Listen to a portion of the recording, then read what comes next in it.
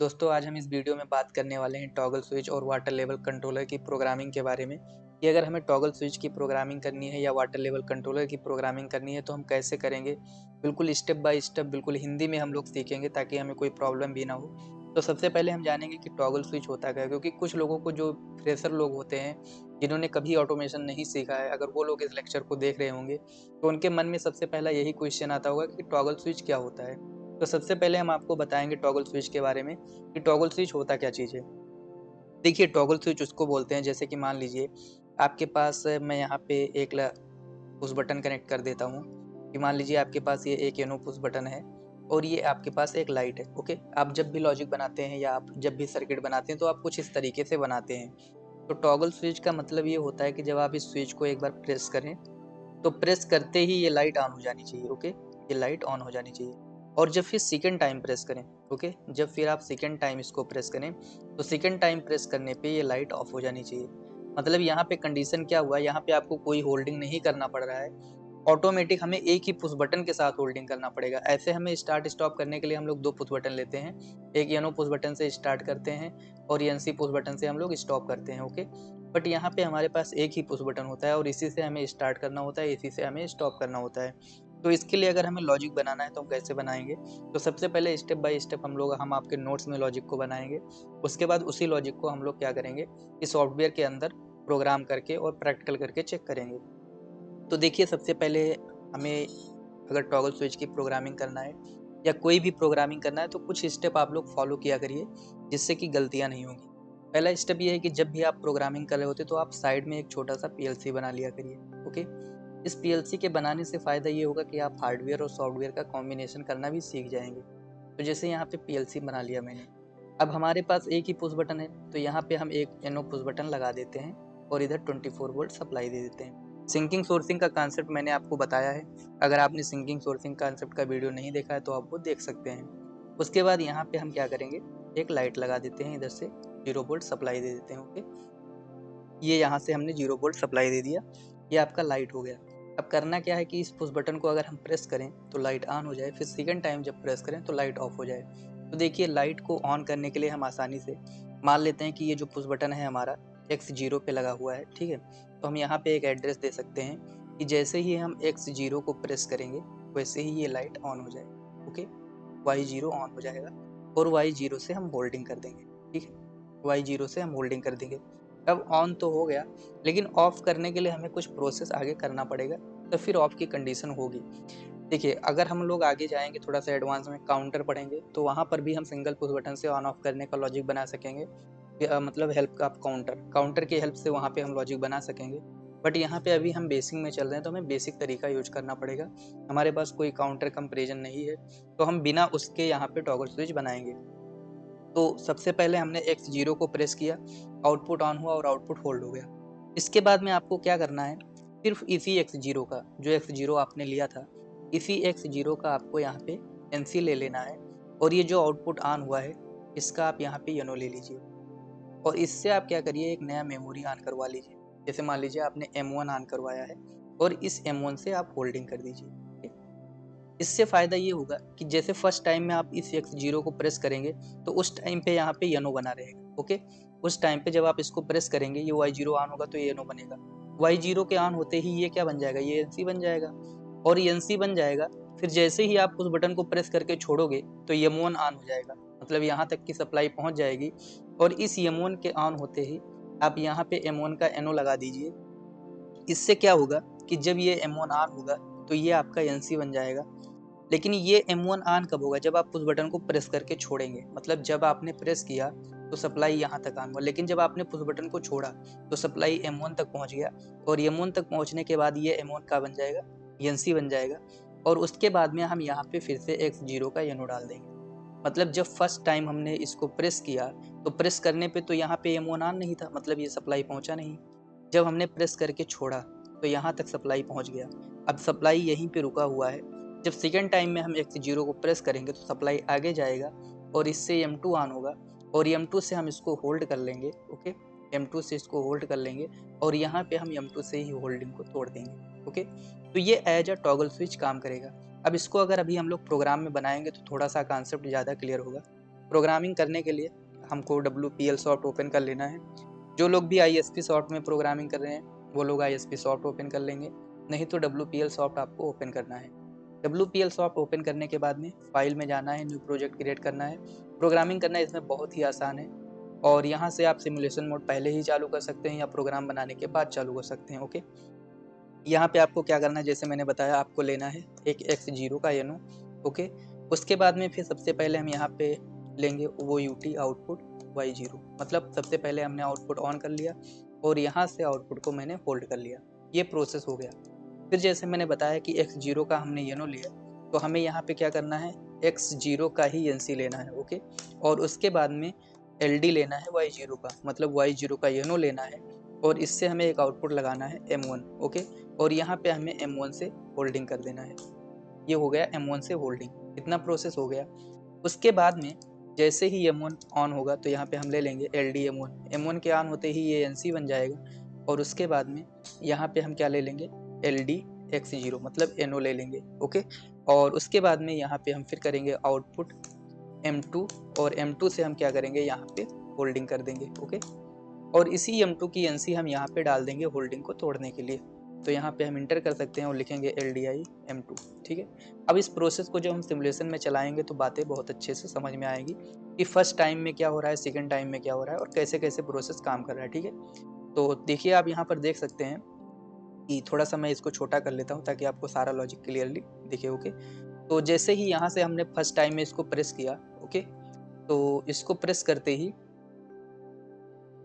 अभी इसको मैंने प्रेस किया तो यहाँ पे आउटपुट नहीं ऑन हुआ, क्योंकि यहाँ पे नीचे आप देख सकते हो कि अभी ये स्टॉप मोड में दिखा रहा है। तो ऐसा बहुत लोगों के साथ होता है, जैसे कि अभी मैंने भी ध्यान नहीं दिया इस पे, तो ऐसा है। तो अगर PLC स्टॉप मोड में रहेगा तो आउटपुट नहीं ऑन होगा। तो आपको इस बात का हमेशा ध्यान देना है कि PLC को रन मोड में डालना है। रन मोड में PLC को कैसे डालेंगे आप, तो यहाँ पे आप देख सकते हैं फर्स्ट उंगली के जैसे निशान बना हुआ है, इस पे आपको क्लिक करना है और क्लिक करते ही आप देखोगे कि ये PLC यहाँ पर रन मोड में आ गया। जब रन मोड में आता है तो ये प्रॉब्लम्स नहीं आती है, तो आपको यहाँ पे राइट क्लिक करना है। अब जैसे ही आप सेट ऑन किए तो आप देख सकते हैं कि ये आउटपुट ऑन हो गया। ओके, इस आउटपुट के ऑन होते ही आप देखोगे कि यहाँ पे जो y0 यूज हुआ है, ये y0 आपका एज आई एन सी काम करने लगा। जब आपने इसको प्रेस करके छोड़ा तो छोड़ने से आप देखोगे कि M1 के पास सप्लाई आ गया और इस M1 से यहाँ तक का NC बन गया। ओके, अभी ये y0 ऑन है। जब सेकेंड टाइम आप इसको प्रेस करोगे और प्रेस करते ही आप देखोगे कि M2 ऑन हुआ और M2 से ये y0 की होल्डिंग टूट गई। ठीक है, तो आपने ये देखा कि जब फर्स्ट टाइम आपने इसको प्रेस करके छोड़ा तो y0 ऑन हो गया और जब सेकेंड टाइम आपने प्रेस करके छोड़ा तो y0 ऑफ हो गया। तो इस तरीके से आप टॉगल स्विच की प्रोग्रामिंग कर सकते हैं। तो ये प्रोग्राम आपको आपके नोट्स में भी मिल जाएगा और ये जो नोट्स है इसको PDF में मैं व्हाट्सएप ग्रुप में प्रोवाइड कर देता हूँ। तो अगर आपने अभी तक भी व्हाट्सएप ग्रुप ज्वाइन नहीं किया है तो आप ज्वाइन कर सकते हैं। डिस्क्रिप्शन बॉक्स में व्हाट्सएप ग्रुप ज्वाइन करने का लिंक मिल जाएगा। ओके, तो इस प्रोग्राम का मैं आपकी PDF में स्क्रीनशॉट डाल देता हूँ, जिससे कि आपको प्रोग्राम समझने में काफ़ी आसानी होगी। ओके, अब बात करते हैं हम लोग वाटर लेवल कंट्रोलर की। ये तो हो गई टॉगल स्विच की प्रोग्रामिंग। अब जो दूसरा स्टेप आता है हमारा, वो आता है वाटर लेवल कंट्रोलर, जो कि एक बहुत इंपॉर्टेंट पार्ट है। देखिए, वाटर लेवल कंट्रोलर में सबसे बड़ी बात यह है कि आपको प्रोसेस समझ में आना चाहिए। ओके, क्योंकि जब तक आपको प्रोसेस समझ में नहीं आएगा तब तक आप लॉजिक नहीं बना पाओगे। देखिए, वाटर लेवल कंट्रोलर में मान लीजिए कि ये आपके पास टैंक है। ओके, तो इस टैंक में 3 सेंसर लगा होता है। एक हाई लेवल सेंसर लगा होता है और एक मीडियम लेवल सेंसर लगा होता है और एक आपका लो लेवल सेंसर लगा होता है। देखिए, जो ऑपरेटिंग सिस्टम होता है वो डिपेंड करता है हाई लेवल और लो लेवल पे। मीडियम लेवल तो सिर्फ इंडिकेशन का काम करता है। ओके, बट आप अगर प्रोसेस ऐसा चाहते हो कि हाँ मीडियम लेवल पे आते ही पंप चल जाना चाहिए तो आप वैसा भी कर सकते हो। ओके, तो इसमें क्या प्रोसेस होता है कि पानी भरना शुरू करता है और जैसे ही हाई लेवल पे पानी पहुंचे वैसे ही पंप बंद हो जाना चाहिए और फिर से जब लो लेवल पे आए तब पंप ऑन होना चाहिए। अब ऐसा प्रोसेस का आपको लॉजिक बनाना है तो आप कैसे बनाएंगे। देखिए, सबसे पहले हम क्या करते हैं कि हमारे पास किसी भी प्रोसेस का एक स्टार्ट होता है और एक स्टॉप होता है। ठीक है, तो ये स्टार्ट स्टॉप तो कर दिया मैंने प्रोसेस का। ठीक है, और यहाँ पे मैंने एक M0 से होल्डिंग कर दिया। ओके, अब M0 से होल्डिंग हो गया और होल्डिंग होते ही M0 से मैंने पंप को ऑन कर दिया।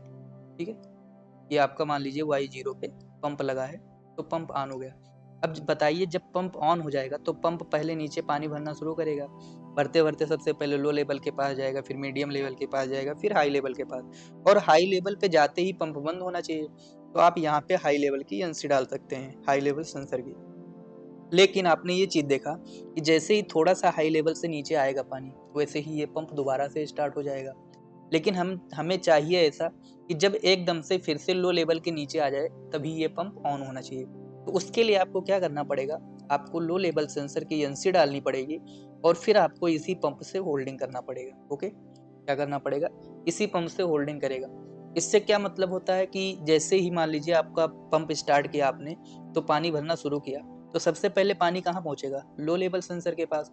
लो लेवल सेंसर के पास जैसे ही पानी पहुँचेगा, वैसे ही ये क्या बनेगा? ये येनो बनेगा और येनो बनते ही यहाँ से होल्डिंग ब्रेक हो जाती है। तो इसीलिए नीचे हमने यहाँ पे Y0 का येनो डाल दिया है, ताकि एक बार पंप ऑन हो जाए तो ये एनसी बन जाएगा।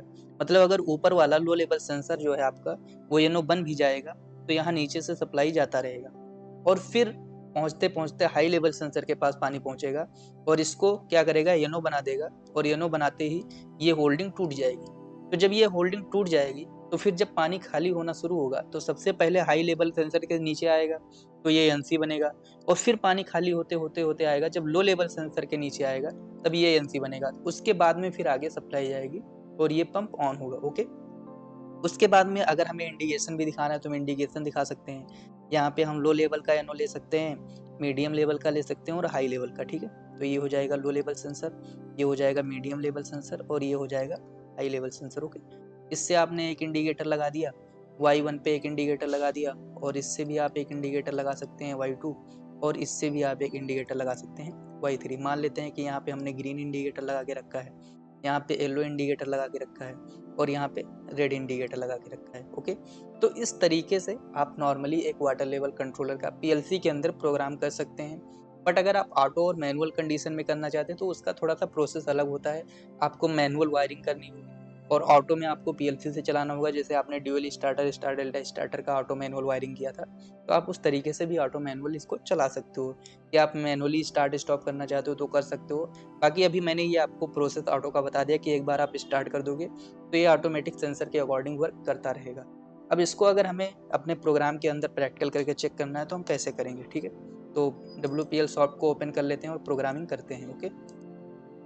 तो सबसे पहले इस प्रोग्राम को डिलीट कर देते हैं जो बना हुआ है, ओके? तो इसको मैंने डिलीट कर दिया और इसको डिलीट करने के बाद में हम वाटर लेवल कंट्रोलर का प्रोग्राम क्रिएट करेंगे। तो सबसे पहले यहाँ पे LD-X0 ले लेते हैं स्टार्ट करने के लिए, LDI-X1 ले लेते हैं स्टॉप करने के लिए और एक आउटपुट मेमोरी ले लेते हैं M0, ठीक है? और इससे हम क्या करते हैं, होल्डिंग कर देते हैं, तो OR M0, ओके? ये हो जाएगा होल्डिंग। तो ये हो जाएगा आपका होल्डिंग, ओके?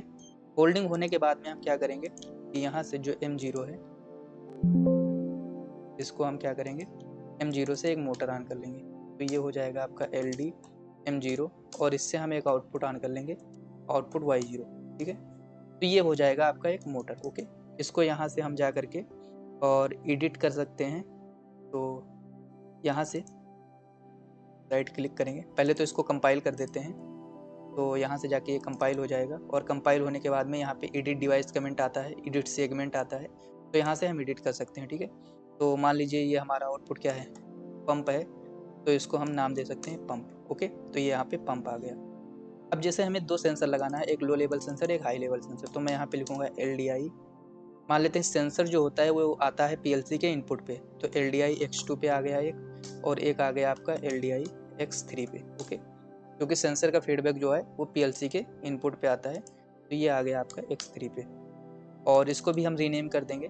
तो सबसे पहले यहाँ से कंपाइलर में जाएंगे, कंपाइल करेंगे और उसके बाद में इसको रीनेम कर देंगे। तो ये हो जाएगा आपका लो लेवल सेंसर, ये हो जाएगा आपका लो लेवल सेंसर, ओके? और उसके बाद में ये हो जाएगा आपका हाई लेवल सेंसर, तो इसको हम नेम दे देंगे हाई लेवल सेंसर, ओके? और उसके बाद में यहाँ जो लो लेवल सेंसर है, इसके पास आपको होल्डिंग भी करना है। तो सबसे पहले यहाँ से हम इंसर्ट ईरो कर लेते हैं और उसके बाद में यहाँ से हम होल्डिंग कर देंगे। तो होल्डिंग करने के लिए इसको ओके कर देंगे और ओके करने के बाद में यहाँ से हम एक रो ऐड करेंगे और उसके बाद में यहाँ पे येनो लेना है, तो Y0 ले लेंगे हम और ओके कर देंगे और उसके बाद में यहाँ से हम इसको ऐड कर देंगे, ठीक है? तो यहाँ से ये होल्डिंग हो गया। अब अगर आपको इंडिकेटर भी ऑन करना है तो आप यहाँ से इंडिकेशन भी ले सकते हैं कि LDI। अब जैसे X2 पे लो लेवल सेंसर है तो X2 हो गया आपका लो लेवल सेंसर से आपने क्या किया, एक आउटपुट ऑन कर लिया Y1। ओके, ये एक इंडिकेटर हो गया। उसके बाद में फिर LDI, आपने एक मीडियम लेवल सेंसर लेना है तो मीडियम लेवल सेंसर मान लेते हैं कि X4 पे लगा है, तो यहाँ पे X4 हमने एड्रेस दे दिया। और उसके बाद में यहाँ से VOUT Y2। ओके, और उसके बाद में आपका हाई लेवल सेंसर लेना है तो LDI X3 और इससे एक आउटपुट ले लिया VOUT Y3। ओके, इस तरीके से। और इसको हम डाउनलोड कर देते हैं, इसको हम डाउनलोड कर देते हैं। डाउनलोड करने के बाद में यस कर देंगे और यस कर देंगे।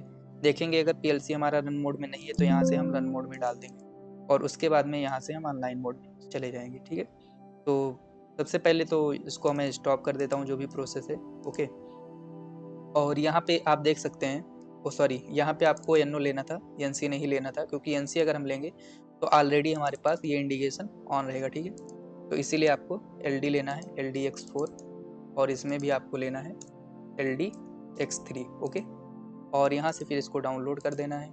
डाउनलोड करने के बाद में आप यहाँ से इस प्रोसेस को चला के चेक कर सकते हैं। ओके, तो ऑनलाइन मोड में जाएंगे और जैसे ही X0 को प्रेस किया आप देख सकते हैं कि Y0 ऑन हो गया। ओके, अब मान लीजिए पंप स्टार्ट हो गया। जब पंप स्टार्ट हो गया तो पानी भरना जब शुरू करेगा तो सबसे पहले किस सेंसर के पास जाएगा, लो लेवल सेंसर के पास। तो मान लीजिए कि पानी लो लेवल सेंसर के पास पहुंच गया, पहला इंडिकेटर ऑन हो गया। पानी भरते भरते जाएगा मीडियम लेवल सेंसर के पास, तो दूसरा इंडिकेटर ऑन हो गया। फिर पानी भरते भरते जाएगा हाई लेवल सेंसर के पास, तो जैसे ही हाई लेवल सेंसर के पास पहुंचेगा आप देखोगे पंप बंद हो जाएगा और ये तीनों इंडिकेटर अभी ऑन होंगे। फिर जब पानी खाली होने लगेगा तो सबसे पहले कौन से सेंसर से खाली होगा, तो सबसे पहले हाई लेवल से खाली होगा। पहले हाई लेवल से खाली हुआ, फिर मीडियम लेवल का खाली होगा, तो मीडियम लेवल का खाली हुआ, और फिर लो लेवल का खाली होगा। तो जैसे ही लो लेवल का खाली हुआ पानी, आप देख सकते हैं कि पंप दोबारा चल गया। इसको हम वायरिंग के माध्यम से ऑटो मैनुअल का बना करके और वायरिंग और प्रोग्रामिंग फिर दोनों एक साथ कर सकते हैं। तो अगर आप लोग इसको ऑटो और मैनुअल कंडीशन में विथ वायरिंग PLC के साथ में सीखना चाहते हैं तो आप लोग वीडियो में कमेंट जरूर करिएगा।